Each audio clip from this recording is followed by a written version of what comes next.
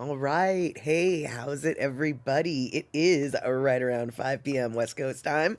I'm going to say it is 2 p.m. Hawaii time, 8 p.m. on that there East Coast, and 7 p.m. for our Central Time folk. I am Mad Statter. This is Chatter with Statter, and today we're going to talk about a lot of things on the water. That's right, it'll be a watery day today. I suppose if it was Wednesday, it would be a watery Wednesday, but it's Sunday, so it's a sunny Sunday at the beach, right? I don't know. All right, so good to see we've got some people already here in the Statterbox crew waiting to chitter chatter. Let's get at her. We've got Darlene in the house. We've got Rick in the house. We have got Shock coming in with the perfect one. It is a Soggy Sunday. There we go. Soggy Sunday. And so Darlene, Shaq, and Rick look to be the ones who are here. And that's fine and dandy like sour candy. We don't have to have a whole crowd yet to get the party started. But that's all right because people will come on in. And like I said, we've got Kenny from the Cove coming on in along with Andre. Always a bit watery when you live near the Puget Sound. That's exactly it. And actually, the watery ways of water that we're going to be talking about today aren't necessarily Puget Sound oriented, although slightly. However, they are San Francisco oriented. So why don't we use that as the starting chatterbox leaping point? But before we do that, let's get everything started, shall we?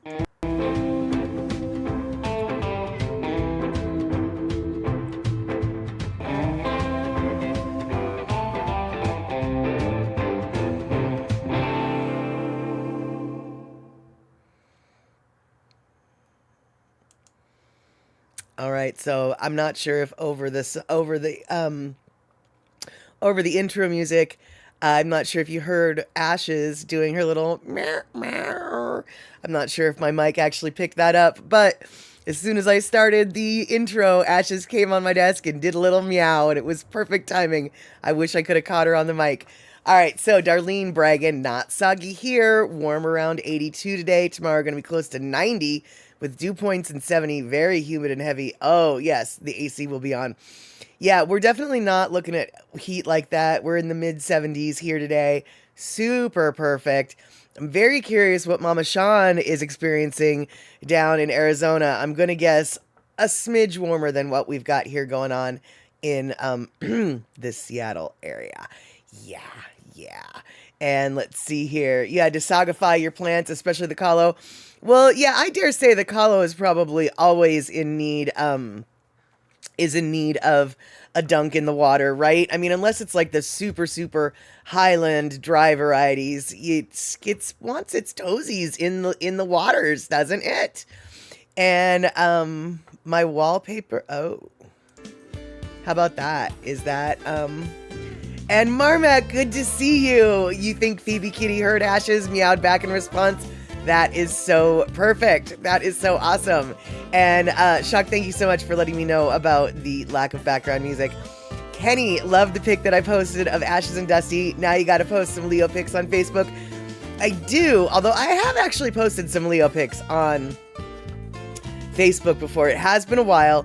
But you have to understand, Leo, he comes and goes as he pleases, and sometimes he's just in here for a quick bite to grab, and he's just, and then he's out. So I only like to get the pictures of them when they're at their cutest, and Ashes and Dusty were definitely at their cutest. For those of you who don't know what picture I'm talking about, I don't have it to grab, but we've got a couple different videos that we're going to be watching today. So while we're watching one of the videos, I will grab it for you because I'll tell you right now, it's a cute little picture. I mean, they're just so cute.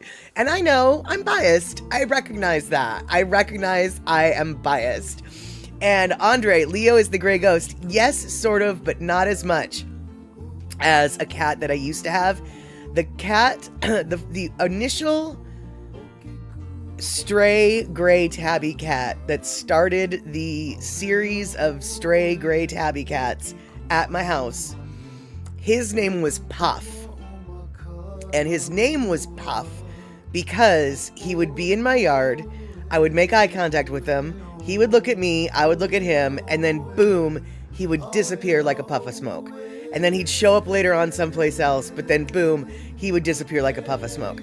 So Puff got the name Puff because basically he was the first gray ghost, and he was very, very, very good at his job. Puff eventually grew to appreciate human contact. Puff eventually let me touch him. Puff eventually would come inside and sleep on my bed. Puff would actually let me pet his ears, and he would purr. And he would growl at the same time. He had really mixed feelings about human affection.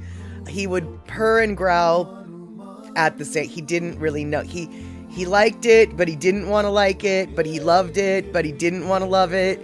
He was definitely a unique little kitty cat. Hey there, Ivan Sugar. Good to see you. Good to see you back here this Sunday. All right, so as promised, today is going to be a little bit of a Soggy Sunday, a little bit of water talk. And the first bit of water talk is this. In 2021, there was a, let's see here. There was, oh, hey, it looks like Andre just gift subbed Alpha Kenny 168.99 a gift sub. Thank you so much. Thank you so much there, Andre. And let's see here. Here we go. All right, boom. This picture right here is of a world first ferry. This is a ferry that has been put into service in San Francisco Bay from Fisherman's Wharf to Pier 41 or something. I don't really know where the ferry service in San Francisco goes. But this is a ferry that now belongs to a fleet of ferries in San Francisco, and it's the first of its kind. It is fueled 100% on fuel cells, hydrogen fuel cells. And this boat actually was completed in 2021, and it was completed by a shipyard up here in Washington State in Bellingham. And the ferry itself, like I said, was completed in 2021. I don't know if you know this or not, you guys, but this is 2024. And it didn't get put into use until July of 2024 because it's the first of its kind. And the Coast Guard had no regulations in regards to boats like this. And so the boat was built before the regulations for these types of boats were created.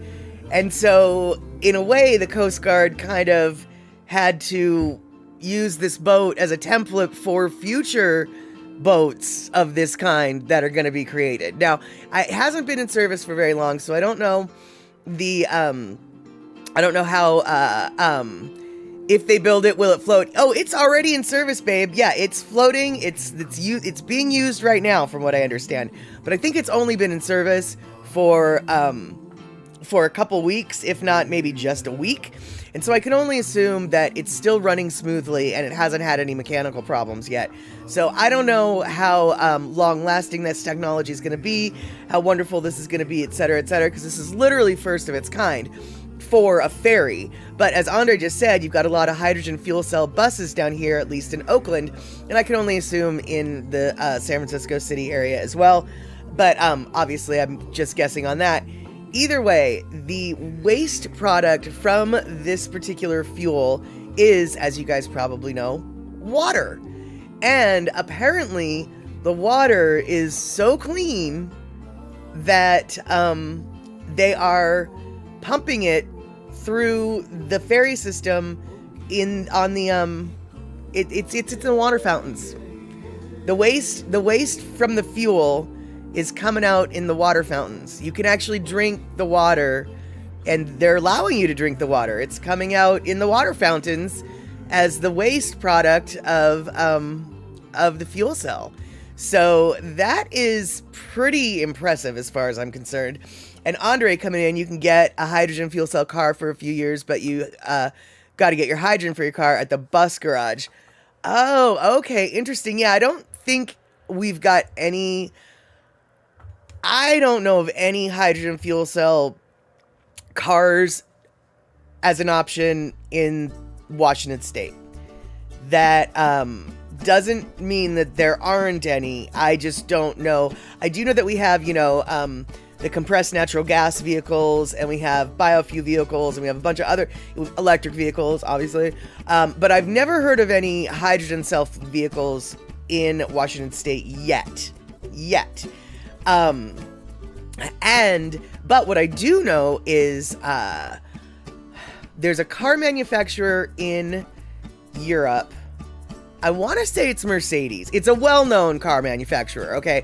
And I want to say it's Mercedes, but it could be Audi. Anyway, they are sort of putting electric cars as a lower priority for development. Now, they are focusing most of their energy on the hydrogen fuel cell cars, the hydrogen fuel cell technology. And so, and a couple other manufacturers are obviously, as Andre said, a hydrogen fuel cell goes right by your house.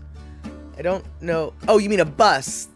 The hydrogen fuel cell bus goes right by your house. But what I do know is this car manufacturer has kind of shrugged its shoulders on the electrical thing. It's I guess as far as they're concerned, it's technology that they're not really wanting to pursue quite as enthusiastically as the hydrogen cell technology. And so, Kenny, how does one go about fueling a hydrogen fuel cell vehicle, and what's the cost of doing so? I don't think that I really don't think there's a lot of data on that. Andre obviously would be the best person to ask at this point, because I guess in the Bay Area, they do have a way to do this. Quite honestly, I don't really understand the whole hydrogen fuel cell thing. Like, do you fill up the cells with hydrogen, or do you remove a cell that had hydrogen in it, and then you replace it with another cell that has hydrogen in it, and then maybe someday down the road they refill it for... I don't know. And really, Mama Shantoad has had one since 2014. Okay. And Mercedes makes a hydrogen car, so does Toyota, the most hydrogen. Okay, so yeah, Andre obviously coming in, supporting what Mama Sean was like, Toyota's been doing this for a decade, y'all. Yeah, so you're gonna have to look into, I really don't know the details, that much I can definitely tell you. But what I can tell you, and what Andre just said here reinforces what I think, who I think it is, which I think it's Mercedes. And Mercedes is, like I said, kind of, I mean, not pursuing electric, but that's not really their focus anymore. Their focus is more on the hydrogen technology. And honestly, I don't know enough to make this statement, but I'm going to make this statement anyway. And for those of you who do know enough, this would be a good time to point and laugh. But from my ignorant point of view, I feel like the hydrogen fuel cells are maybe better in the long run than the electric option for a couple reasons. First off, making the batteries and recycling the batteries and discarding of those electric batteries, that creates a whole other level of pollution that is problematic. And then also creating the electricity to fill the electric cars with, well, depending upon where you get your electricity, that can be problematic. If you're in Kentucky and all your electricity, if you're in West Virginia and all of your electricity comes from coal power, which by the way it does, how is using an electric car gonna be helpful, right? Like I said, I don't know enough to know anything, and pointing and laughing at me is absolutely appropriate. I could be spouting the most ignorant bull puckies right now and not realize it. But okay, Andre, the hydrogen fuel cell is electric. It just creates electricity through a chemical reaction. Right. See, there you go. And perfect. So, okay, so it's still electric, but it's just electricity created in a much cleaner way than, say, the coal-powered coal-fired power plants in Appalachia. And see, like I just said, I'm ignorant. I don't understand. And now, there we go. Andre's coming in. Stop being so ignorant. Here's some facts. Thank you, Andre. And Pacola T, super stoked that you can stop in here on a cruise around Iceland. That is so awesome, because here's the deal. Today is a watery day, a day all about things with water. And so you being on a cruise ship going around Iceland is perfectly perfect and in theme with the theme, man. And there you have it, rabbit. All right, so yeah, that was the first little watery Waterson and the waters who watered.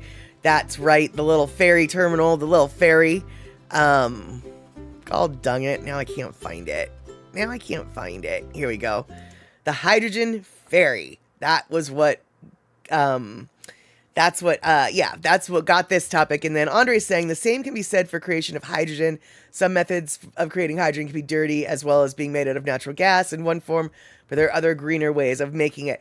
Yes, precisely, actually, Andre, that is one of the things that I was very wary of with my little ignorant speech there, because how hydrogen is mined, created, found, cultivated, ingested, no, not ingested, how it's put into use, I know nothing about that process, and it could be just as dirty as creating the batteries for a Tesla vehicle. And I'm not trying to throw Tesla under the bus. I'm just, a Prius, any electric vehicle.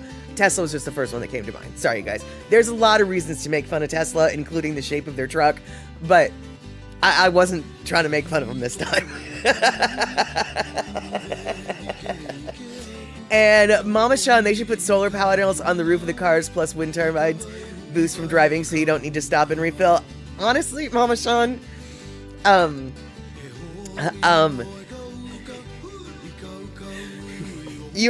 cannot even agree with you more. I would say over a decade ago, my friends and I were camping, sitting around the campfire at the ocean, on the beach, smoking weed, and we totally had that exact same idea. Like, why aren't there solar panels on the roofs of cars? Why aren't there turbines on the cars?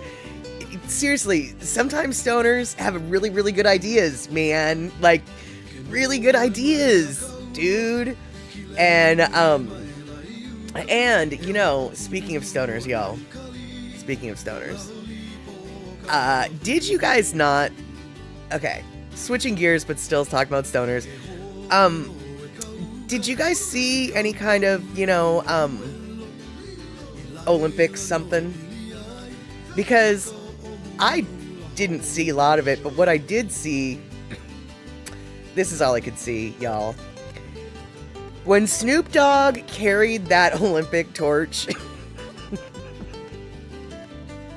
Was I the only one who saw this? Because stoners sometimes see what stoners want to see, and I'll tell you right now, man, that's all I saw. Now, don't get me wrong. I love me some Snoop, and let's get legit right here, okay? This is what I saw. This is really what happened. Okay, this is really what happened. That being said, who the Flying Fork designed this torch? Did they design this torch knowing that Snoop Dogg would be one of the torchbearers? Did they design this torch specifically for Snoop Dogg to carry? Because I feel as though this couldn't... Was this a coincidence? Was this really a coincidence? I feel as though it is not a coincidence. I mean, you see it, right? I'm not the only one.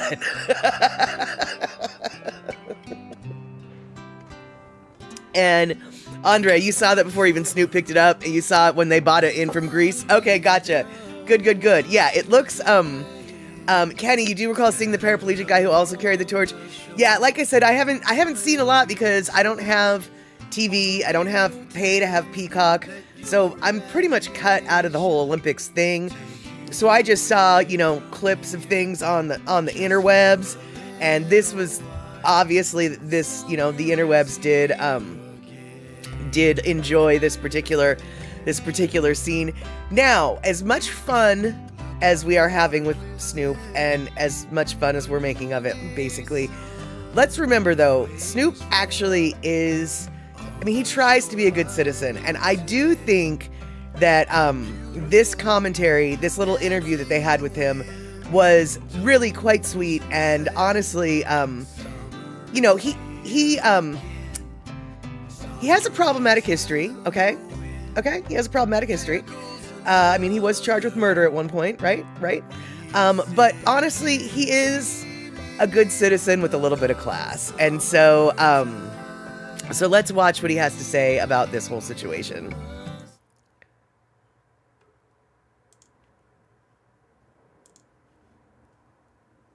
It's too hard to put in words, baby.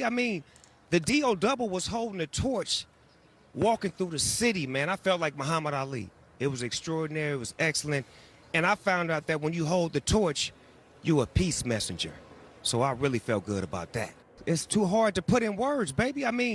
The D.O. double was holding a torch, walking through the city, man. I felt like Muhammad Ali. It was extraordinary. It was excellent. And I found out that when you hold the torch, you're a peace messenger. So I really felt good about that. It's too hard to put in words, baby. The D.O. double was holding a torch, walking through the city, man. I felt like Muhammad Ali. It was extraordinary. It was excellent. And I found out that when you hold the torch, you're a peace messenger. So I really felt good about that. It's too hard to put in words, baby. The D.O. double was holding a torch, walking through the city, man. I felt like Muhammad Ali. It was extraordinary. It was excellent. And I found out that when you hold the torch, you're a peace messenger. So I really felt good about that. It's too hard to put in words, baby. The D.O. double was holding a torch, walking through the city, man. I felt like Muhammad Ali. It was extraordinary. It was excellent. And I found out that when you hold the torch, you're a peace messenger. So I really felt good about that. It's too hard to put in.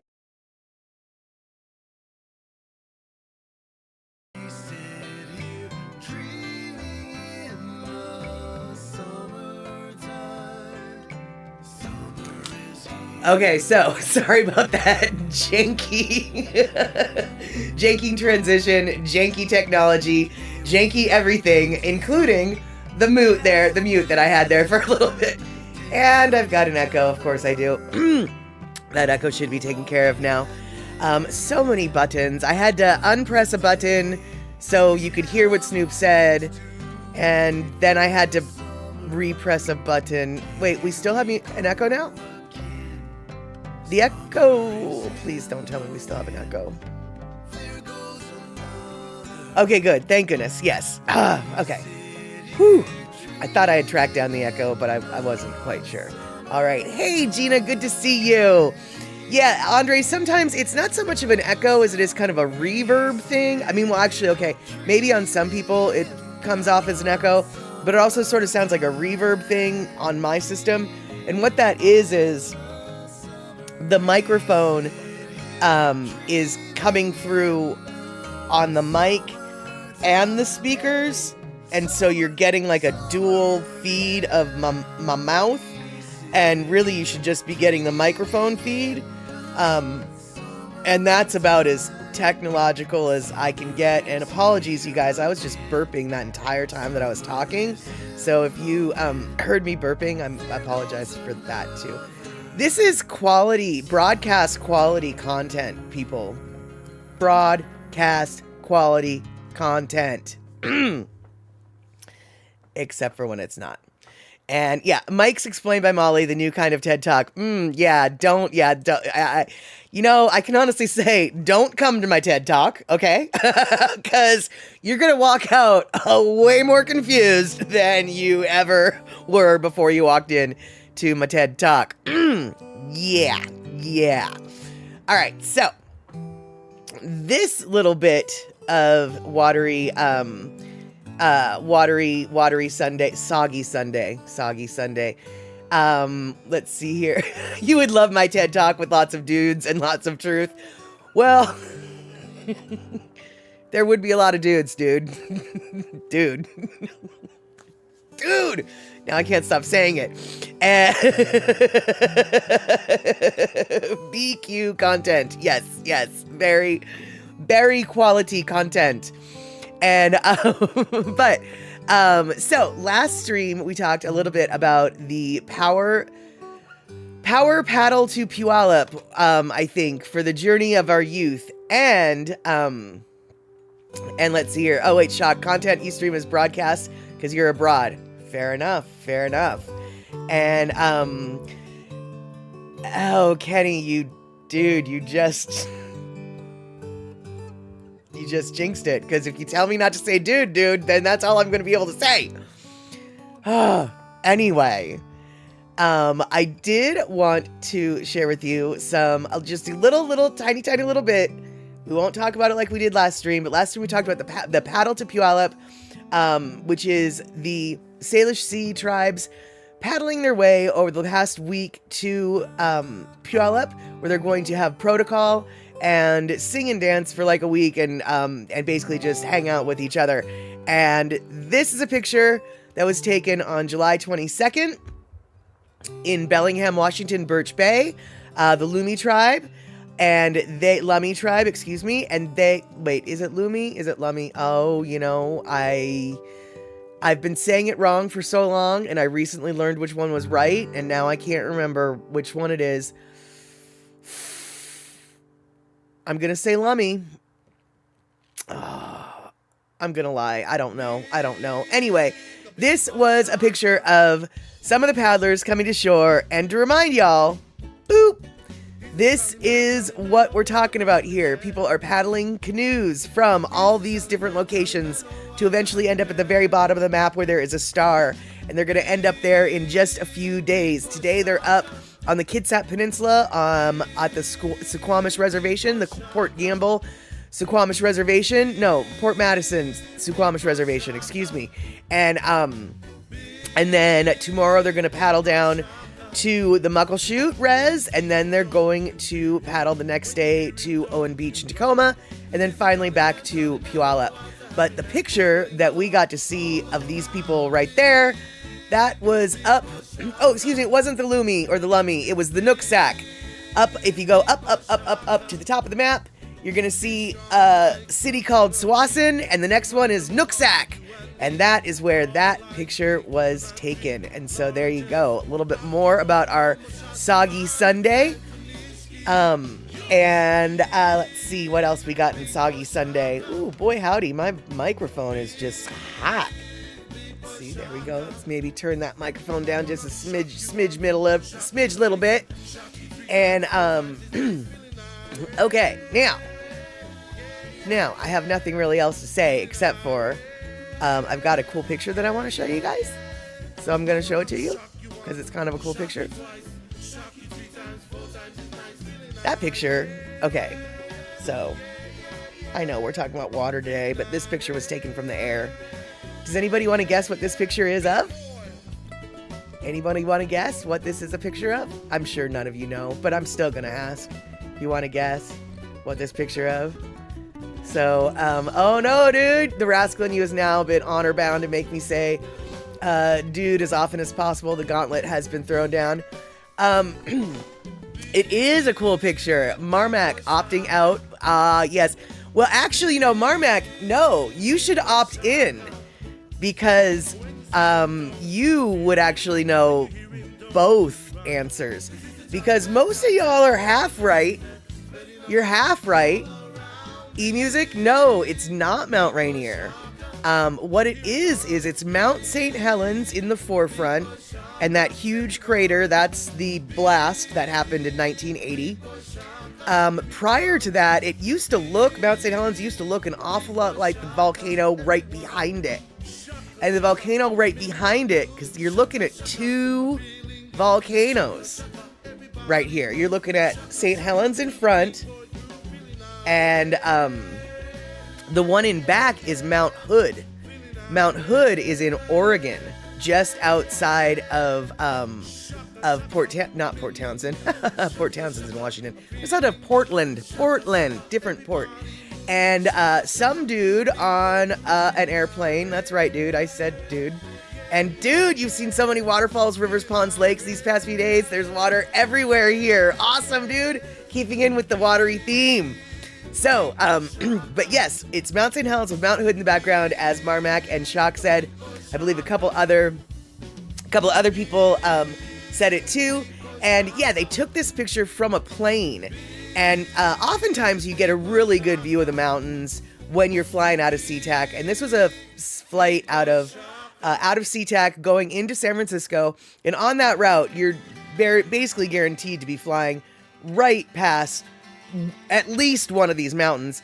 But very rarely do you get the lack of cloud cover to get such a good picture. Also, you're kind of, depends on which side of the plane you're sitting on.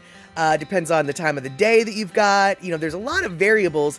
But to get both of those just lined up so perfectly, I just thought that was the coolest flippin' picture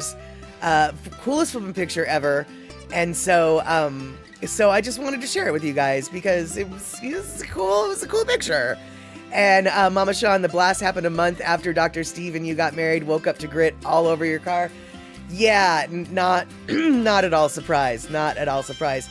And Darlene, another factor, clear skies, but a good photographer with a good camera. Precisely. And Marmac, you've seen all 5 mountains from the air on really, really clear days. It is very spectacular.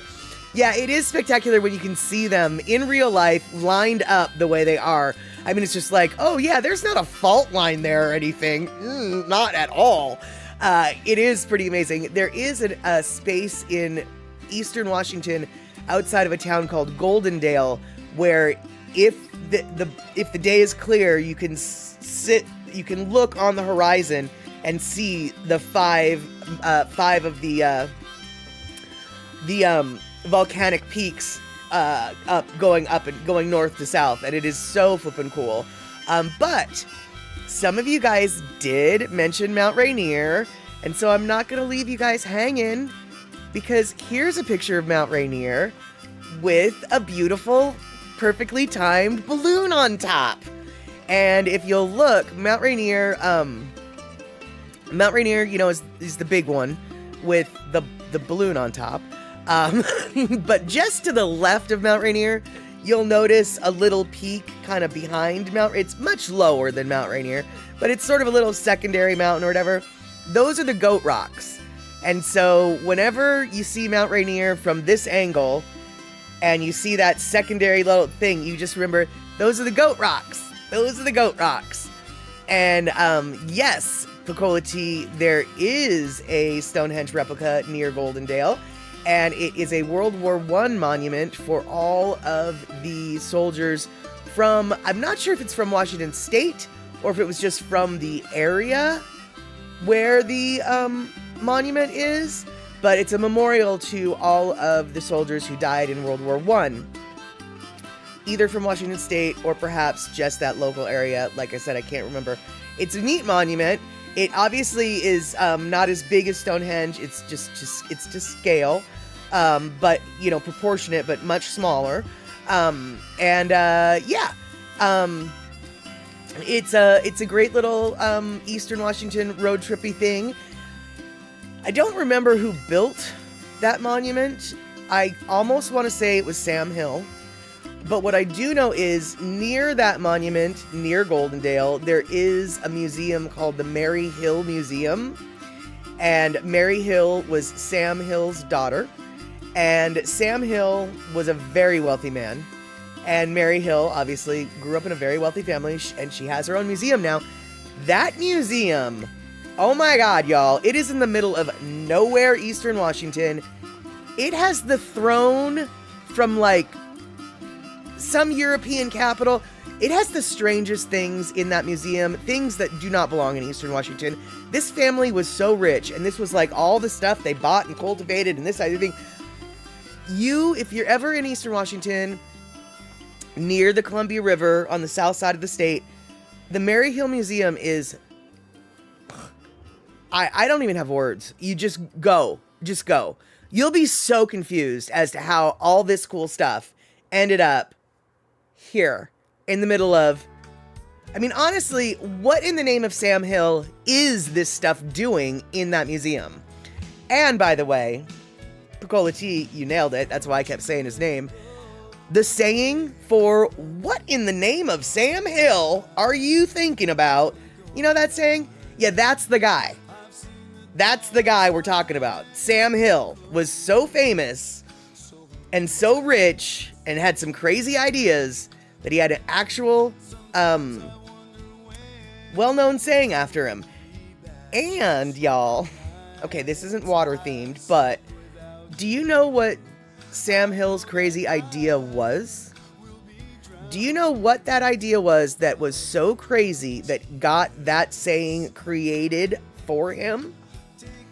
We've talked about this before on the stream, I'm sure. It's something that is so outrageous, it is just wild to think about. I don't even know how somebody could come up with something so crazy as the idea of roads. Roads, dude. Roads. Yeah, he had an idea of, like, not just roads in town, but, like, building roads to connect one city to another. Basically, an interstate system. Roads. Yes, you heard me right. Roads. He thought it would be a really good idea to really prioritize creating roads because he was alive right at the cusp of horses to cars. And he thought that building roads was a priority that people really should take seriously. It will really help economies. To connect one town with the next. This is something we should be doing, people, Sam Hill thought. And people thought he was crazy.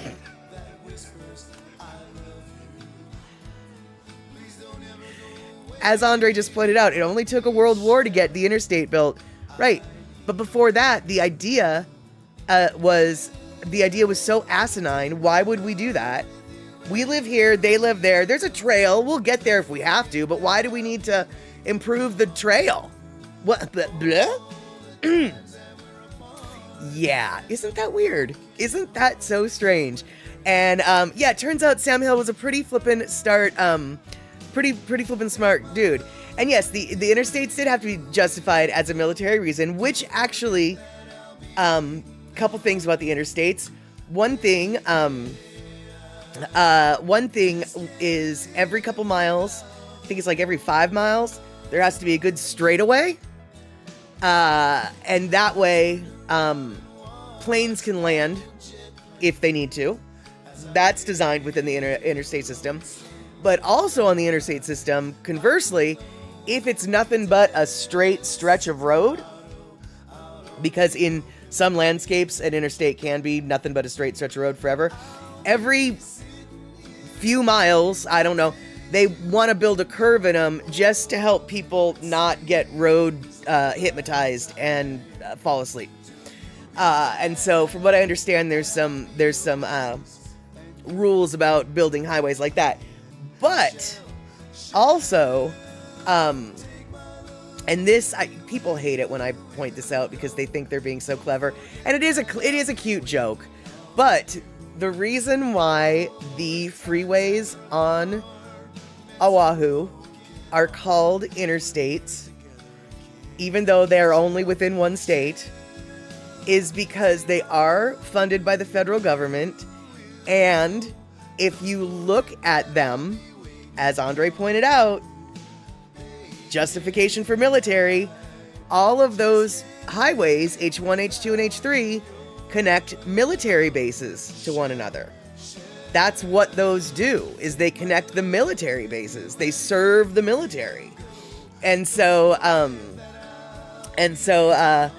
there you have it. Now, Darlene, not all roads have to be made like that, just the interstates. So like state highways, they don't have to be built like that. It's the interstates that have to have an occasional straightaway for the planes to land. But yeah, that was a design feature, and it had to do with military stuff, basically. So yeah, that was the craziness that Sam Hill had to offer the world. And as it turns out, it wasn't so crazy after all.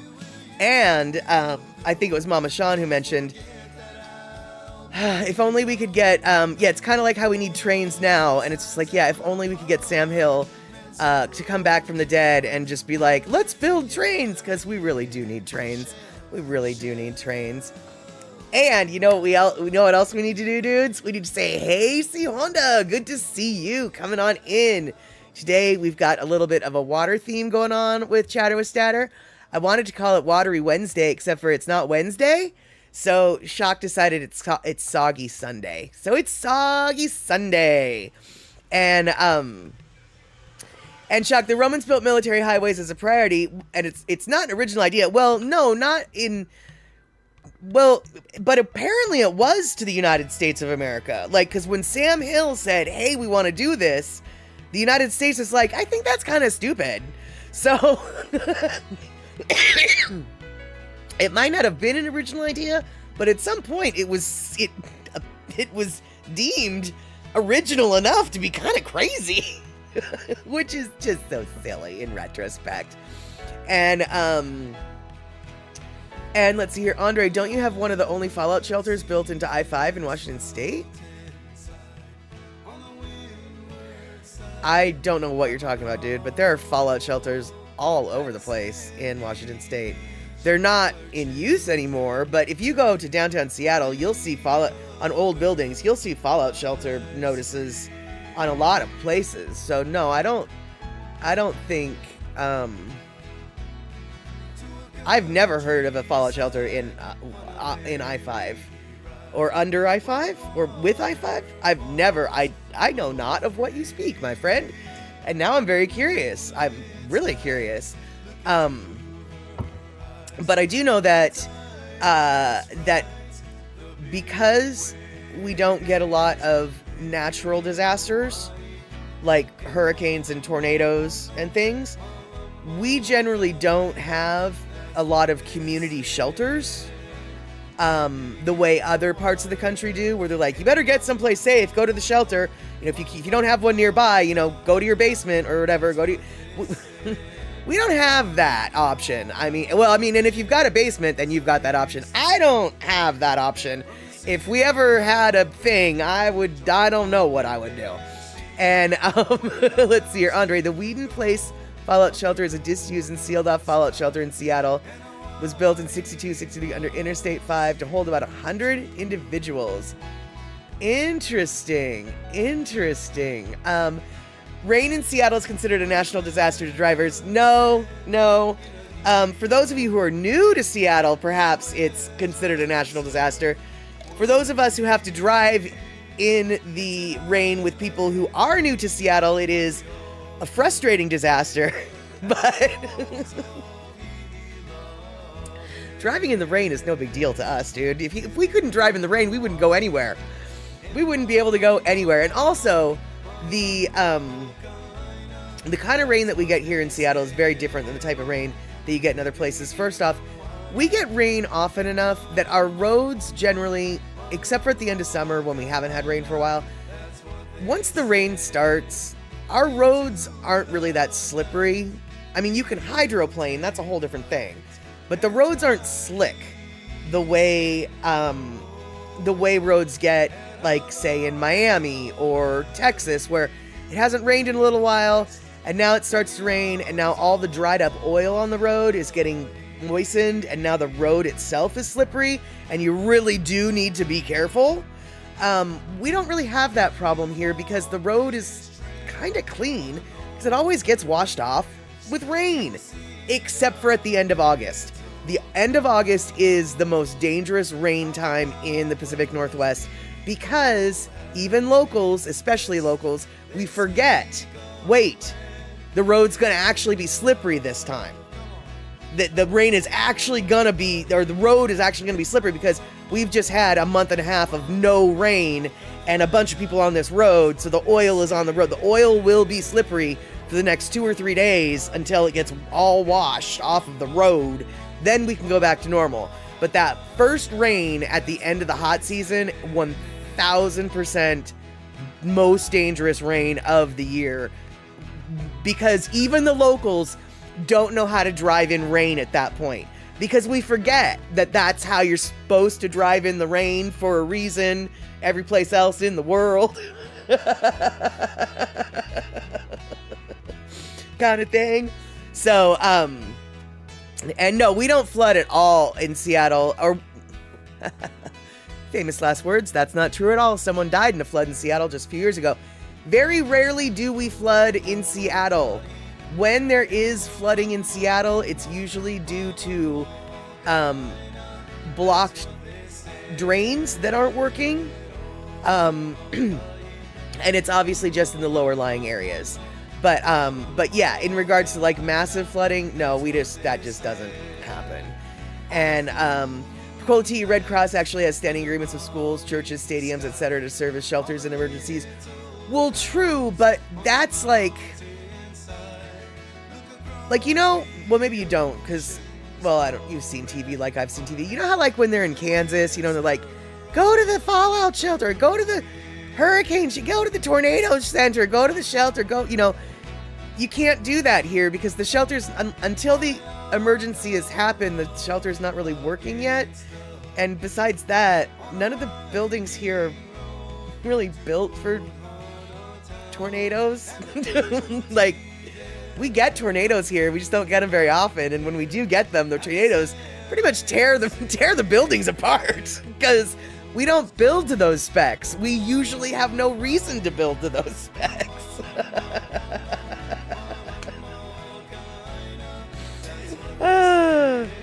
And Andre, you get bad flooding on off-ramps on the freeways when it rains during the king tide, especially in Marin County. Got it. And don't you got tsunami towers in Washington State? No. I don't even know what a tsunami tower is. We've got tsunami routes out of town to tell you where to go to higher ground. But I don't know. What do we? What's a tsunami tower?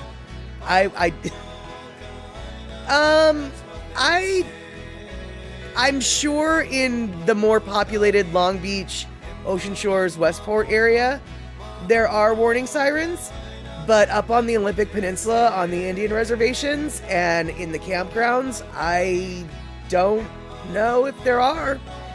I've never heard them. Obviously, that doesn't mean anything, but I can say I have been camping when a tsunami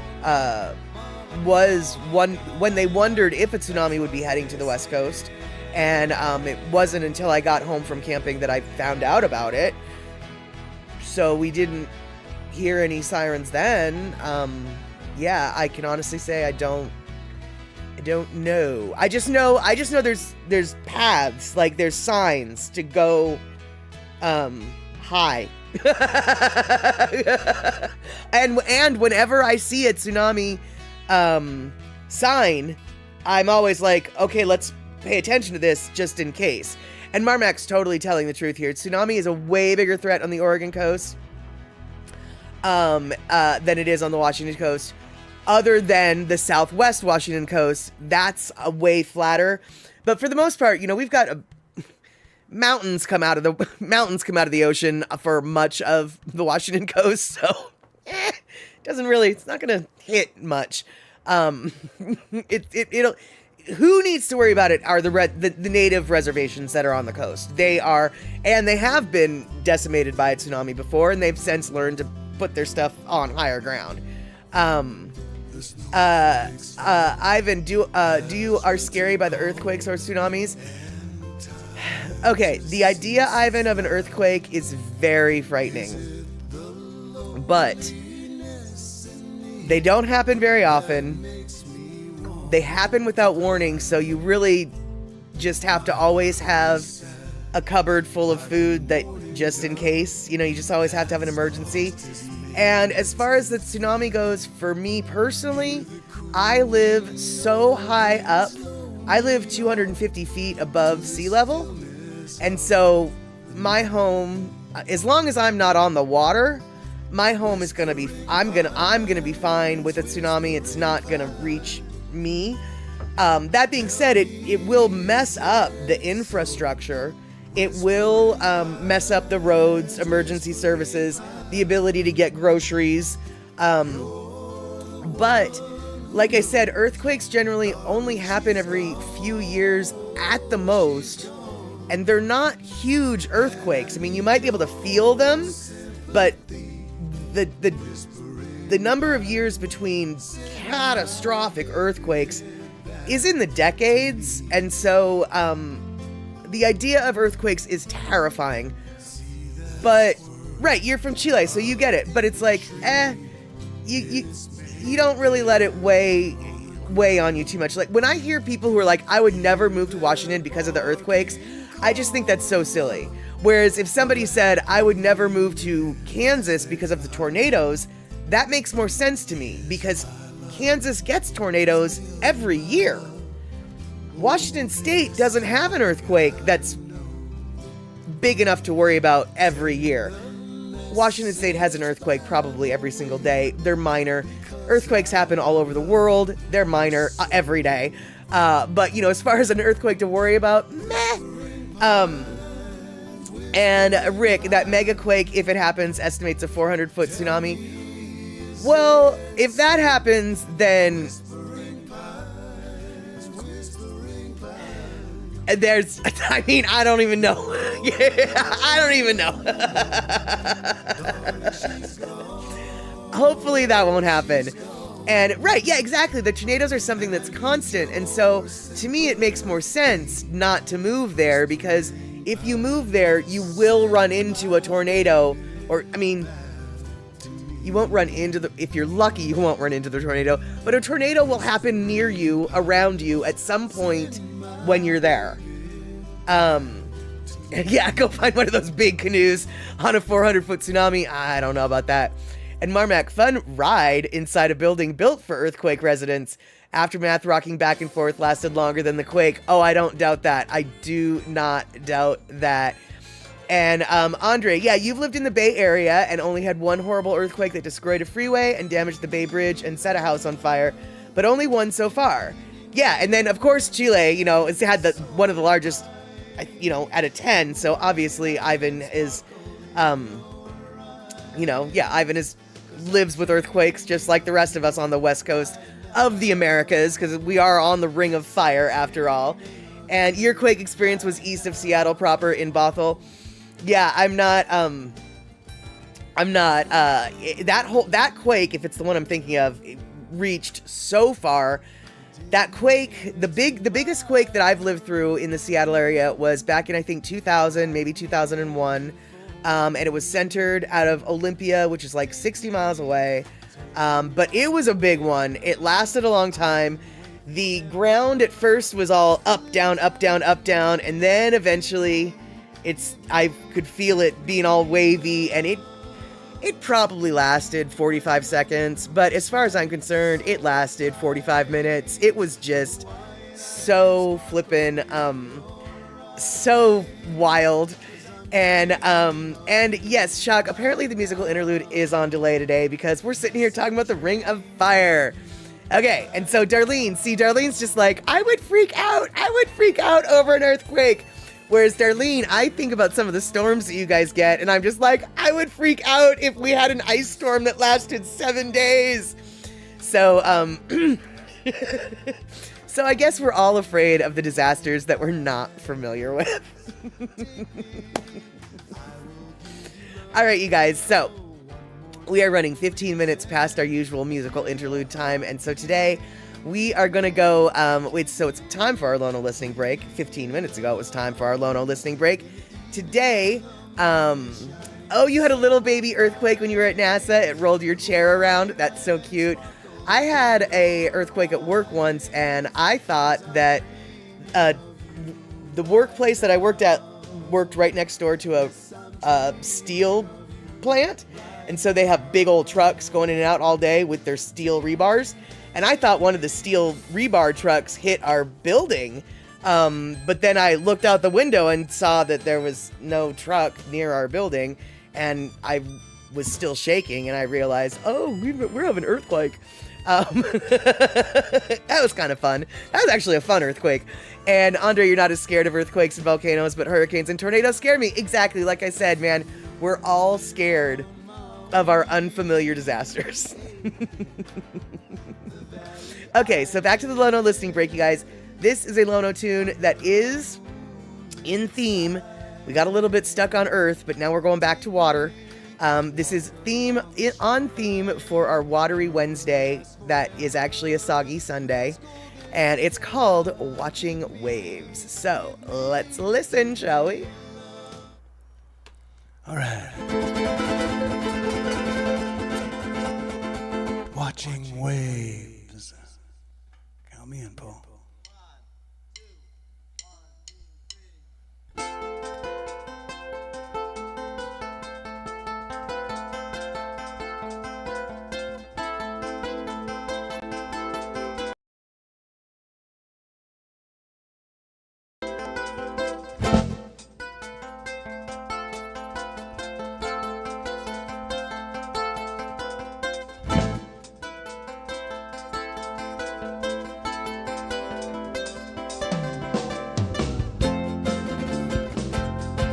All the waves I've ever caught, of all the times that I wiped out when I wrote this one.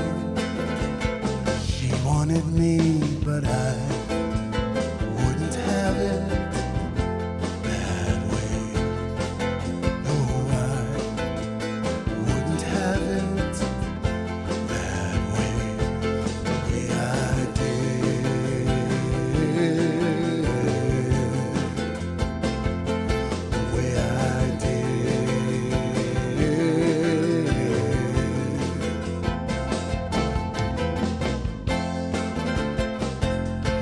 Lies awake,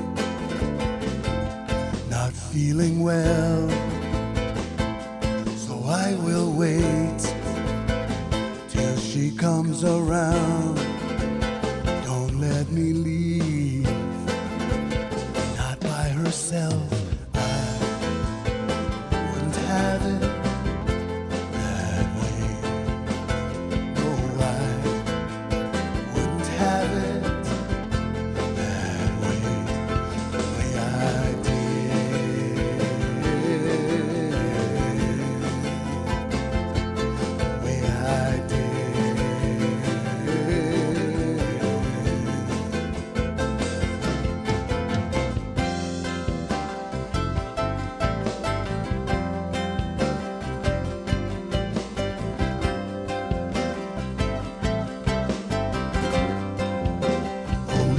Wanting me, I crawl to the sea. Ocean wanting me, I crawl to the sea.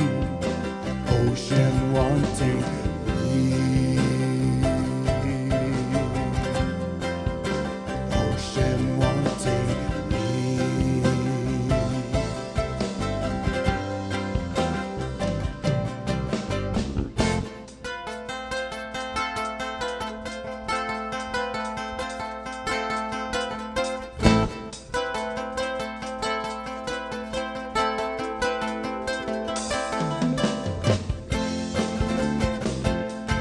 Unhappiness I will leave behind, the things they said, the hurt they caused, watching waves go by, the radiant sky. I wouldn't have it that way.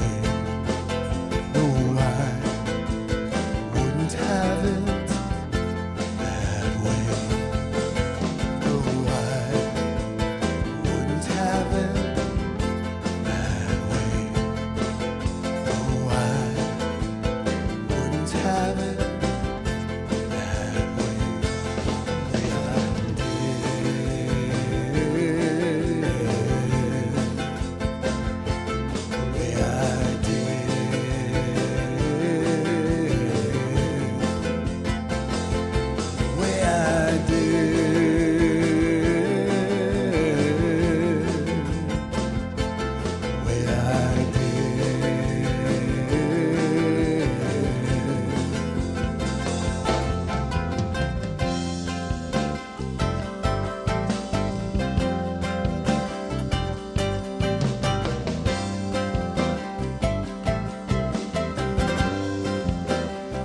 Ocean wanting me, I crawl to the sea.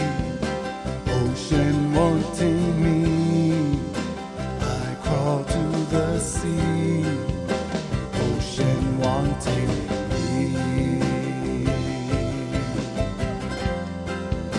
Ocean wanting me. Ocean wanting. Ocean wanting. Ocean wanting me.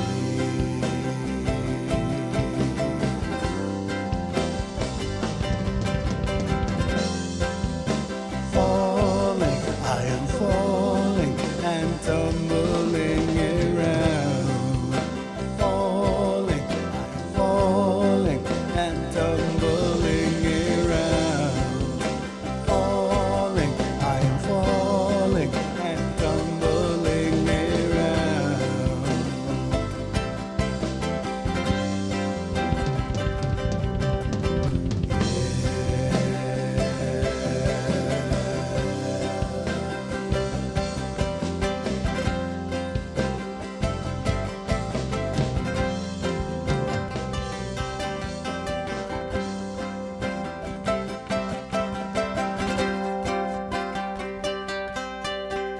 Watching waves.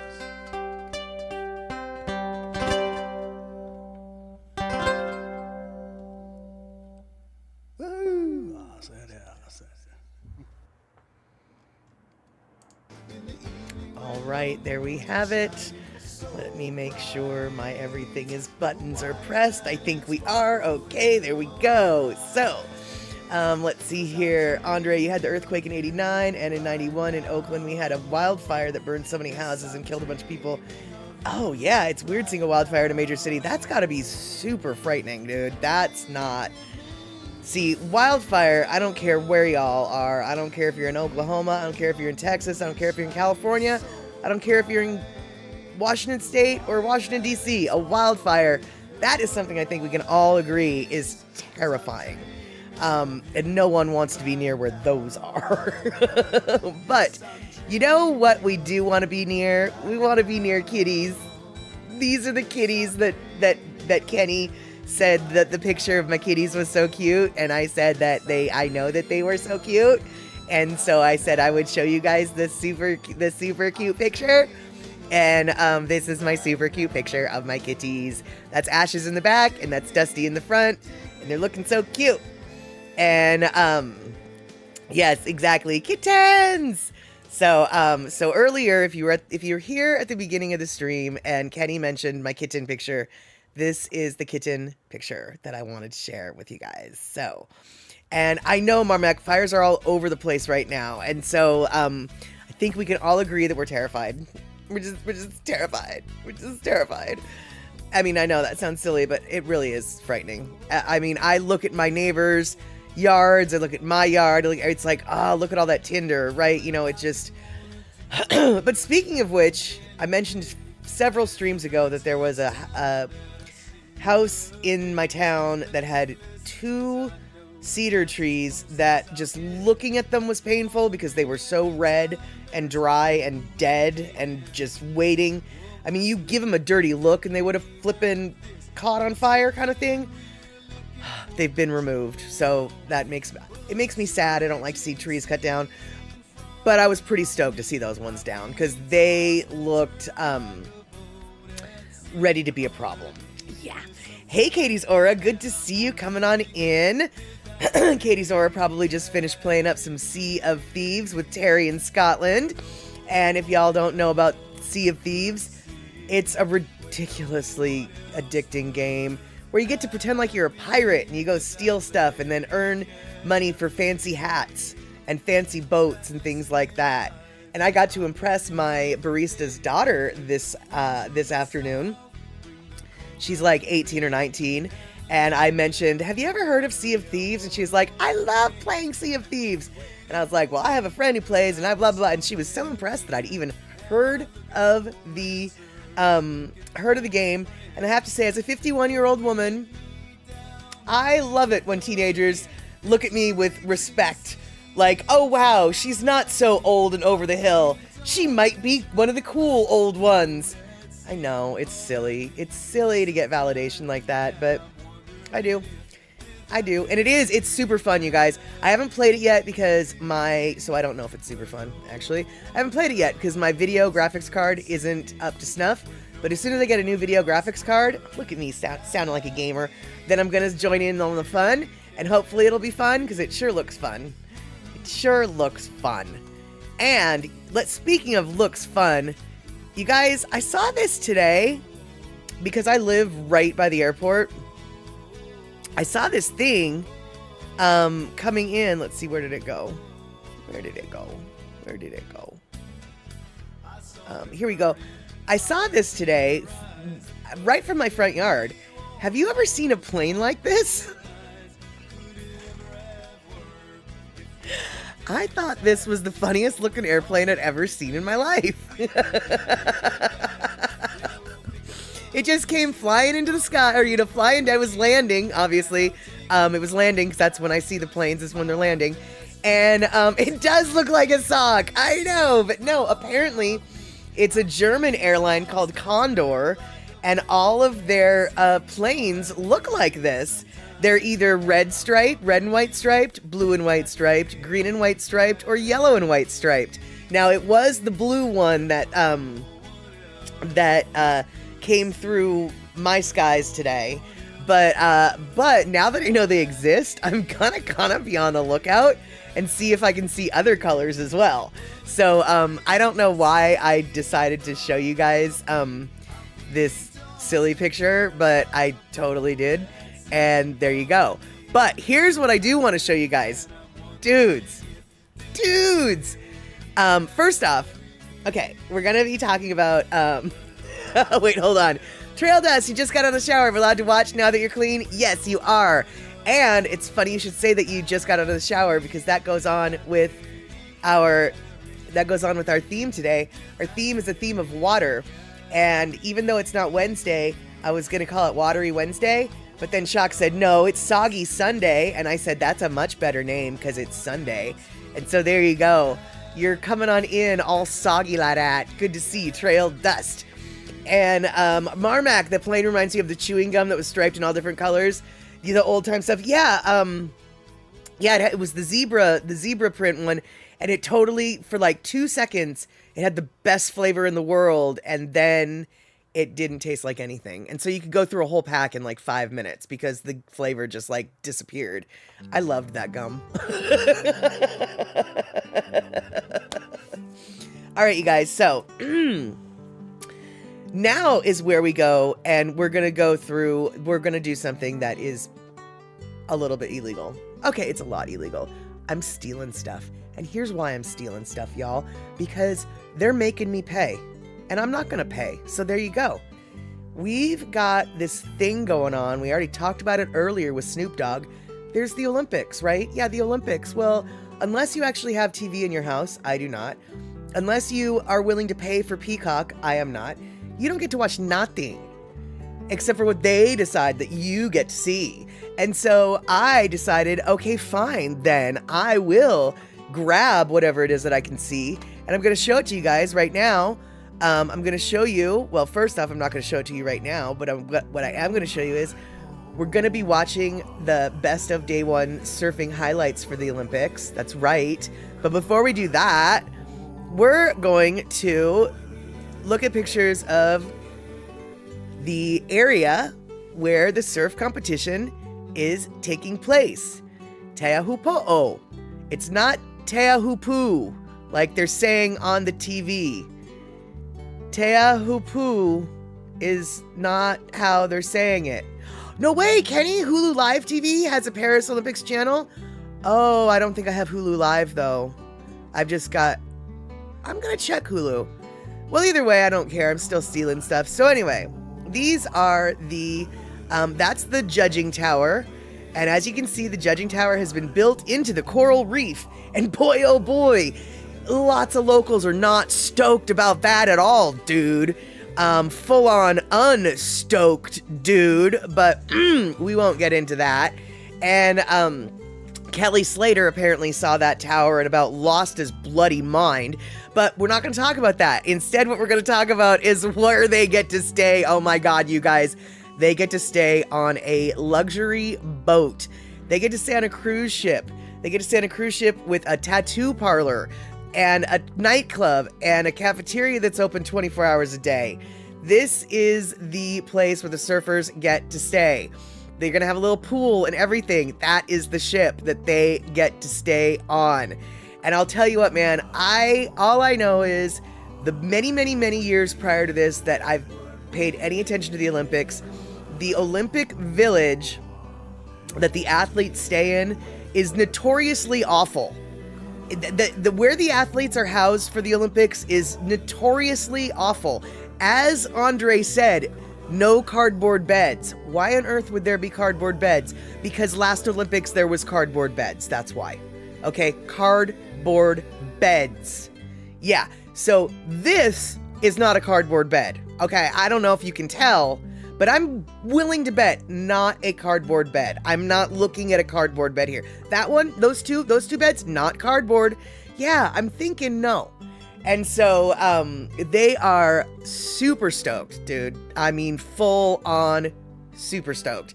And Kenny from the Cove, I bet the water there isn't full of E. coli, unlike the Seine. I don't even know what the flying fork they were thinking, having people swim in that. I mean, I don't think it's a good idea to swim in the Seine, y'all. And I think that they were thinking of having people swim in the Seine, or maybe they are, or the boating, or the something. And I don't know, that's such a good idea. No. And, right, Marmac, yeah, dorm rooms and yucky inside the village. Precisely. So the surfers are super, super stoked, y'all. And so Terry's saying the waves that break over the reef there get as high as 50 feet, and the clearance at the bottom of the wave is knee deep. Precisely. However, it doesn't look like today that they are getting such huge waves.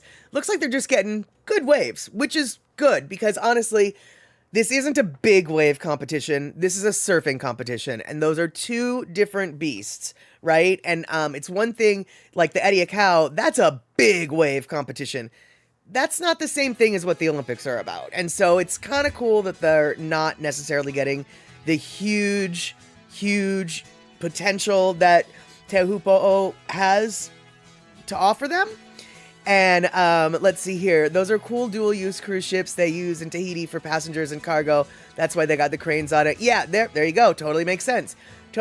So, for the next 6 or 7 minutes, y'all, we are stealing. That's right. I am stealing. And I'm stealing it from YouTube. I'm stealing it from NBC. I'm mostly stealing it from NBC. But yeah, it's on YouTube if you want to watch it. But I took it from YouTube and we're watching it here. This is day one surfer recap for the men's Olympic event. And yeah, that's right. Let's pirate.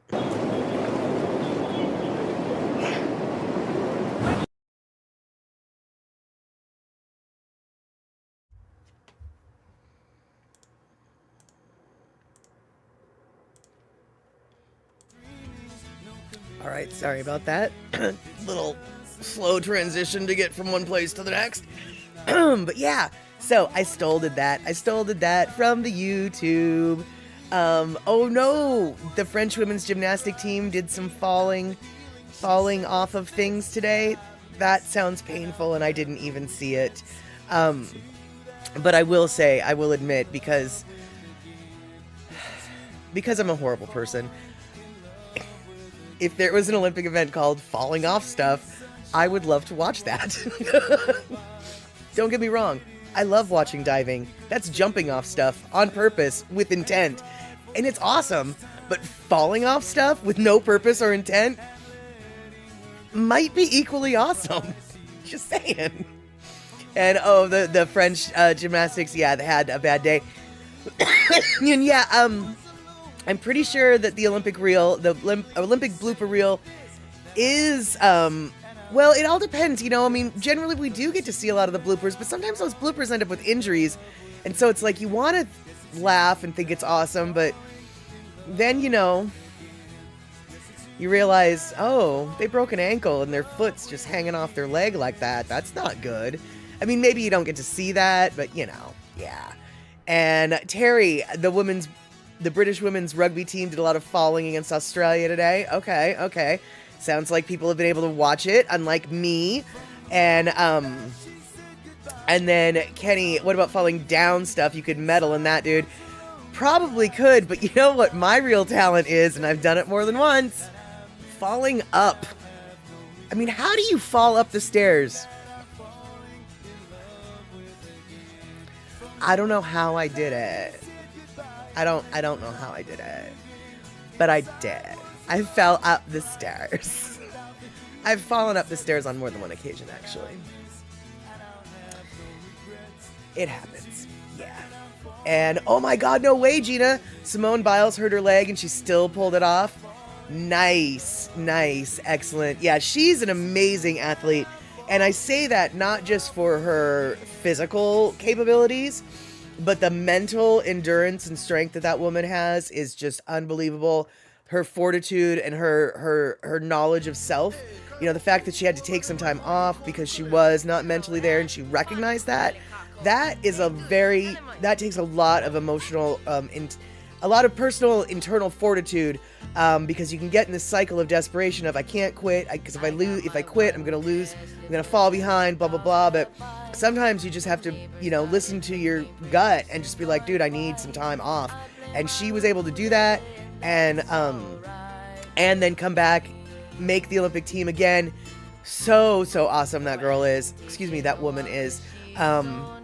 Apologies, that woman is just amazing. Yeah, amazing athlete. I mean, don't get me wrong, all of the gymnasts, male and female, but especially female, are amazing athletes. But Simone really is just top flippin' notch. And trail dust, you've fallen off a horse, a pony, a bike, motorcycle, ladder, truck. Well, the list just goes on. Yep, there you go. There you go. That is, it sounds as though, Trail Dust, are you volunteering for the decathlon of falling off events? Because, we could have 10 events, 10 things you have to fall off of is the decathlon falling event. And our USA athlete is going to be Trail Dust. Yes, let's fight for a new Olympic sport. The decathlon of falling off of stuff. The decathlon of falling off of stuff. That's what I said, dude. Terry, say what, dude? That's what I said. The decathlon of falling off stuff. And Trail Dust can be our USA version, our USA athlete.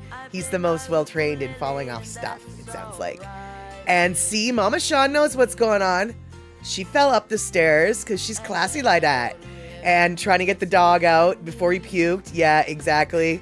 And poor Steve didn't know what to do, and you're yelling at him to get outside, right? But he's just like, but I need to help my wife. And it's just like, helping your wife means getting the dog outside right now. My foot might be broken. We'll deal with that later. But right now, the dog is puking.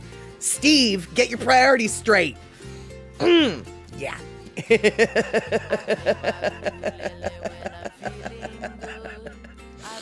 Oh, that's funny, Kenny. Yes, those signs on the mountains are a big lie. Falling does not rock. Exactly. All right, you guys, if Pussycat was here, he would have said 1 minute ago that we had a 2-minute warning. But instead, I'm saying now we have a 1-minute warning. So I want to wrap everything up and thank all y'all for coming out for our Soggy Sunday afternoon. Even though it wasn't really soggy. Well, most likely it wasn't really soggy for most of you guys. And I want to thank everybody who resubbed and gift subbed and biddied and basically just chattered away with us.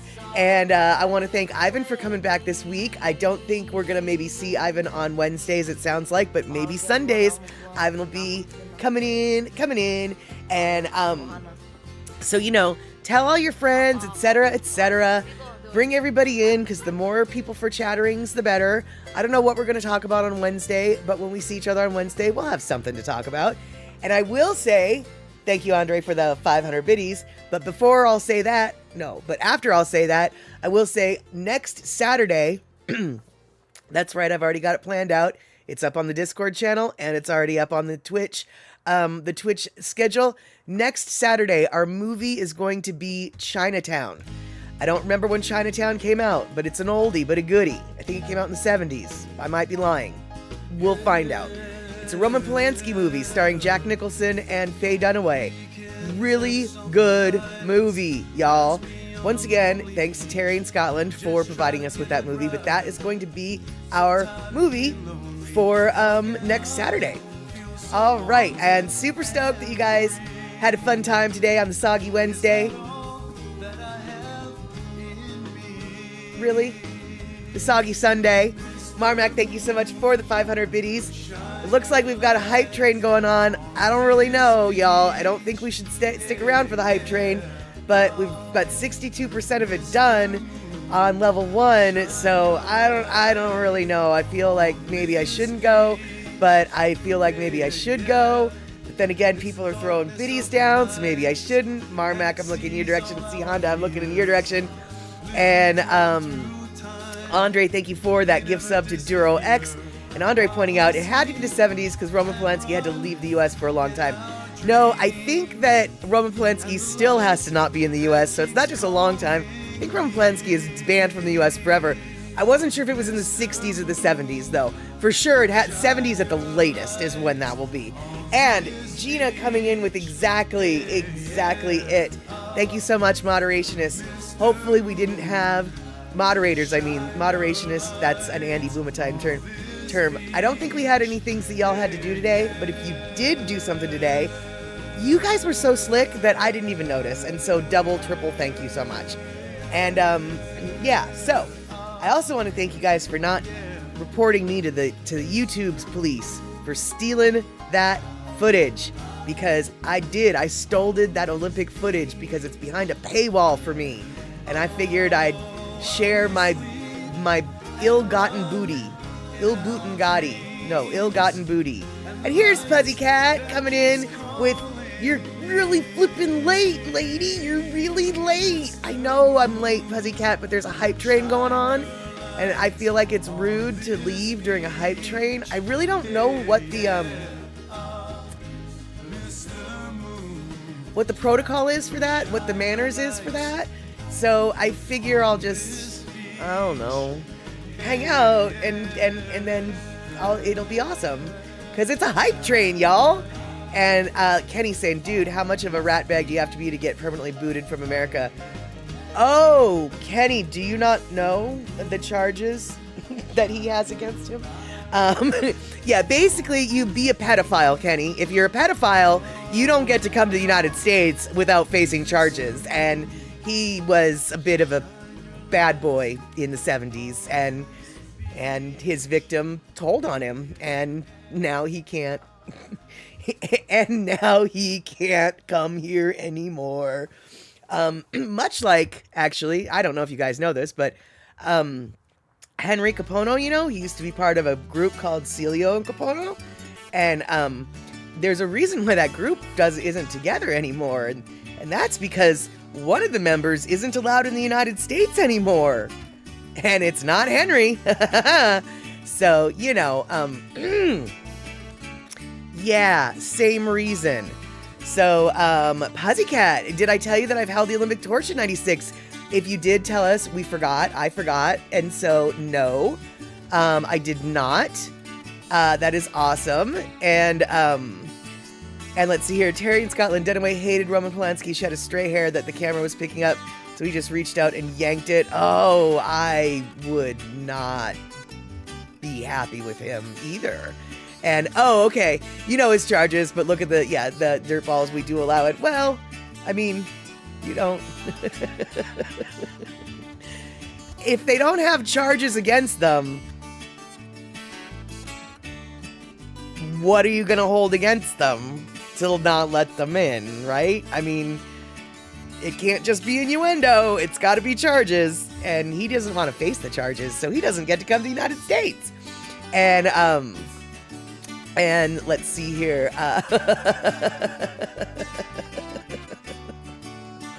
Let's see. All right. So, good deal. Yes, Gina, that's exactly the answer we want. When people ask, did you see a bootleg video today? No, I didn't see nothing. I saw nothing. I did not see no bootleg little. No, I didn't see any surfing. Nope, no surfing. Nope, no surfing. That's it. And in you window, out you window. What's the difference? Oh, Terry, you're so silly. All right, you guys, we've got about a minute left. And so, once again, thank you all for hanging out today, for the hype train, for the gift subs, the resubs, etc., etc. We've already been through all this. And yeah, there we have it, rabbits. I think I'm going to cut this hype train off by about 30 seconds because, you know, we don't need to stretch this out very long. All right, you guys, we will see each other on Wednesday at, hold on. It came to your town, you were at the spot where they switched the flame, and you held the torch that was just passed by. Oh, got it. That is super flippin' awesome, dude. Yeah, it doesn't matter if you were a torch bearer still. You got to carry, you know, the torch. That's so neat. That's so awesome. Okay, so hype train finished. We got to level 1 and a little bit of level 2. And just the simple fact that we had a level 1 is incredible. Thank you guys so much. See each other on Wednesday, I hope, 5 p.m. West Coast time. Puzzy, you've got a picture of it? If you want to share that picture, I know a streamer who might show it. You know my address, madstatter@gmail.com. All right, y'all, have a good one. Take care.